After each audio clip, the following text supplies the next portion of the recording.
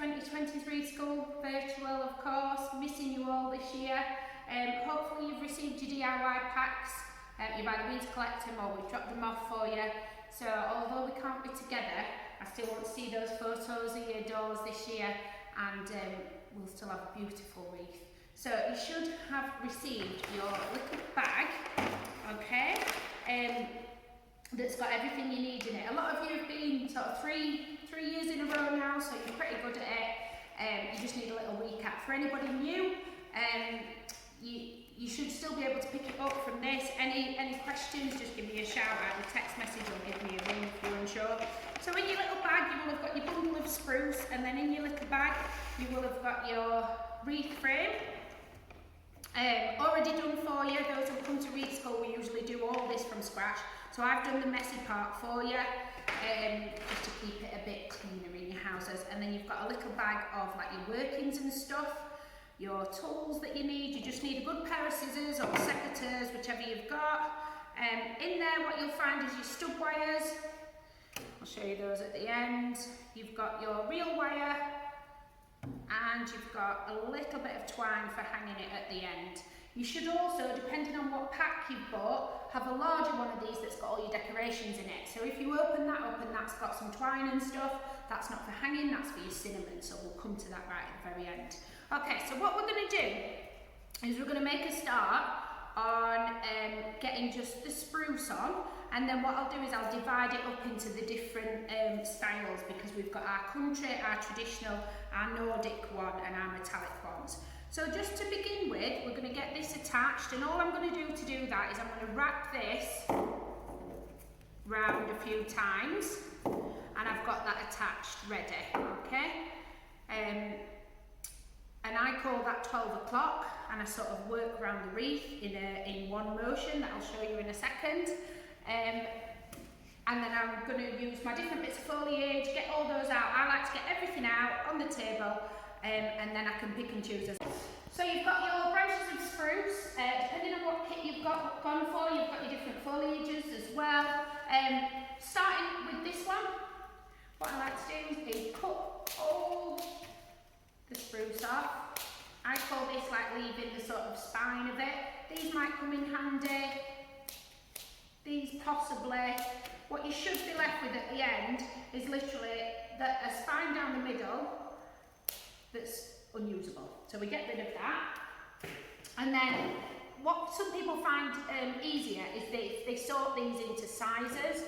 I don't, I just usually end up with a big pile. My table's always very messy when I'm working, but if you wanted to organise them into sizes like this, you can, and that'll be easier then when I show you some of the other bits. Okay, so I'm going to go, imagine that I was doing the Nordic one, so you've got some eucalyptus in that one, so you've got your stem of eucalyptus exactly the same. You're going to go all the way down and be left with sort of a bit that's unusable, okay? You've got some populus, like this, again, snipping. So what you end up with is all your materials out ready, and then you don't have to keep stopping wiring to get everything that you need, okay? So what I'm going to do is I'm going to choose my first bit. Choosing the first piece of spruce, I often say it tells you the size that the wreath's going to be. Okay, so if you were to choose like this really little one here and pop that on your wreath, you're going to end up with a very small wreath. I don't know if you can just see that. If you put this on, you're going to end up with a big wreath. Okay, so just have a think about, this is a 12-inch base. The only problem sometimes when people go really big is they then find it's too wide for the door, so you might just want to try that out. With you doing it at home, you can sort of practice that first. So that to me would be about the size that I would always use. That would be my middle one, and these would be my little ones. Okay, so you can just see the different sizes I've got there. Okay, so I'm going to start here at 12. And I'm going to place my first one on. It goes to, I often say like off to sort of 11 o'clock, like that. And all I do is I put that over, okay? You do not cut this until right at the very end, okay? So I've done that, I've given it a really good tug. The tighter you can wire this, the more it's going to withstand like wind and the door getting slammed and nothing's going to fall out of it. So I've got that, and that's going to give me my outline. What I'm then going to do is I'm going to put this little one, and that gives me my bit in the middle, and I'm going to face that way.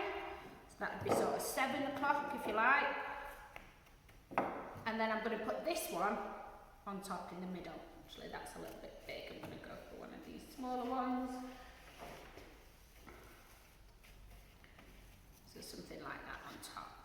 Okay, so I've gone for sort of a hand shape, a fan, and I'm going to do that. I'm just going to repeat that now. So once you're happy with your first 3, I always say if you get these ones, spend a bit of time getting the first 3 right, then your shape will be right and your pattern, and it just becomes quite repetitive, and that's the bit then when people say it's quite therapeutic. So get that bit right and then move. So just from a different angle so you can see better, you can see what I've done there. I've got this sort of hand shape going all the way around the wreath like this. Okay, the wreath moves, you don't move. What I do see sometimes is I see people doing this, and then they find that they get to there and they don't know where to go from there. So that means you've not been moving your wreath. So I've got my next one, and I'm following that pattern. Can you see what I've done? A very common mistake is if you put it there, what tends to happen is you're building it up and you never get round the wreath. You're wanting, look at this outline here, you want that to lay there, can you see? And again, just bind that in, nice and tight. You want your little one again, so I've gone there. These are just tips to either if you're an absolute newbie or if you still find it difficult, these are tips. Everybody does it differently, everybody's wreath ends up slightly different. Some people like it wild. Following this pattern gives you a very uniform, perfect wreath, if you like. Some of the wilder ones that I do that I put on Instagram, I might leave a gap, and that's when you see things like the big twigs sticking out of them and stuff. So I'm just going to show you adding in a little bit of what we call texture now. So I'm going to add in some eucalyptus. I don't use it as a replacement for the spruce, can you see? Because what will end up happening there is you get a gap. I put it on top of. So can you see how I've laid that on? Now that's a beautiful piece, so you wouldn't waste it up here. You'd put it sort of there so that you can really see it. You see what I've done there? And then I'll probably go for a little bit of that one. And that's already got a natural shape, so I'm going to go there with it. And then I follow that pattern, so I keep moving that. So this is what's called the bind point, and that stays at 12 o'clock all the time. So I'm just slightly moving it every time, and I'm copying that pattern. These are still okay for like middle bit, inside bits of me. Gone there again. Got that nice small bit I'm going to put on there. I'm going to put a nice big bit up there. If you end up with some long stems here, every now and again you can trim them off if you think it's getting too bulky. Can you just see how that's started to build up now, my shape? So if I get the time lapse thing now, I could just go like that, couldn't I? And you'd see it completely finished. So I'm going all the way around. I'm going to use them bits up. The thing to be careful of this year is obviously with you not being here, I've tried to give you like almost double the amount of spruce what I would use in a wreath, just because I really don't want you to run out. You've got about between 4 and 5 stems, which is half a bundle. So you've got a fair amount. So just make sure, you know, have a good check that you're not going to run out with your spruce. If you wanted to add to any of the ingredients, stuff out of your gardens and buried ivy and things, you can add to it. And that's it, you just carry on from that bit. So I have got one, I think. Is almost done. So this was one of the traditional ones, if you can see that. So this one's got the laurel and a little bit of pinus in there. So you'll see then, as I come back to, as I've gone all the way around, I've almost come back to where I started.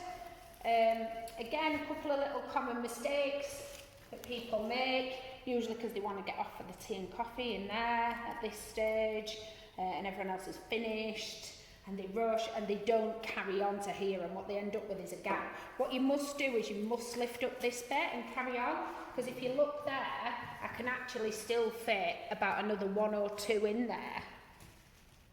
and then I let that go. So you can see that. So what I'm doing is I'm lifting that bit up. Sometimes people often ask if you're doing it with anybody else to hold that little bit and wire.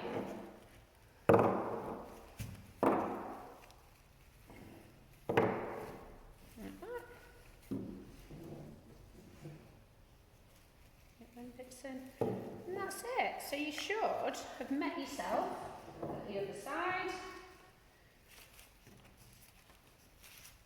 And the other way. So you might need to cut these quite short to get them in. And I've just popped that in there. And that's it. You should have got your completed wreath at this stage. So go around a couple of times if you can. Pull it nice and tight. Cut this. If you can, get in to your original frame, thread it in and back out again, and just give it a few twists and just make sure it's not going to come undone. It's very unusual for it to come undone. And there you go. So that would be our completed wreath. What sometimes people do then is I get them to hold it up against a plain wall and check that they're happy with the shape. If they feel they've got any gaps and they want it to be completely perfect, that's where your little stub wires come in. So what I do is I get people to wire the piece that they want to see in there. So say I want to see this bit in. I'm going to fold that over, lay it against there, wrap, and then I'm going to use that to stick into there. And what I've done is I've just closed up. It'll come out the other side, you'll be able to feel it, and I'm just going to hook it in and push it into the moss. And I've just closed up what I felt was a little bit of a gap there. Okay, so when you're happy, you're ready to decorate. So the ways of decorating are different depending on what wreath you're doing. If you were doing the country one, I'll show you what I'm started here. So you've got your pampas, you've got your bracken, you've got your teasels. This is for an order, so I've just added a few twigs to mine. A little tip, this is really sharp, this bit, and so if you hold it here where it's soft, it won't hurt while you're trimming it. I would tend to put these in as you go in, as you wire in. If not, you can stick them in after. You'll see that they'll stick in, like that. And you're going to carry on your pampas. You're going to cut it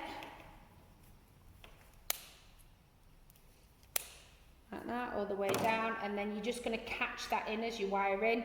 Again, if you felt right at the very end, oh, I really wanted some pampas there, you can get your stub wire, and a little bit like we do with the berries in the traditional one, I'm going to pop it on there and I'm going to wrap it